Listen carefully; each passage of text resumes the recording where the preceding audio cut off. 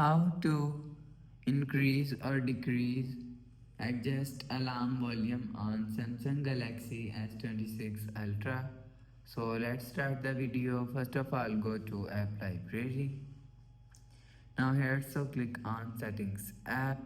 Now in setting, scroll down and you will see sound and vibration is here. So first of all, click on sound and vibration. So after click on sound and vibration, click on volume. So after click on volume, you will see alarm volume is here. So if you want to adjust alarm volume, so if you want to decrease alarm volume, so decrease from here. So you will decrease alarm volume from here. So if you want to increase alarm volume, so you will see increase alarm volume from here.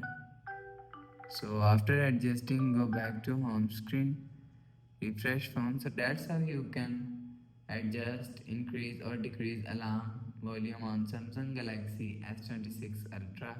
So if you like the video, please subscribe. Thanks for watching.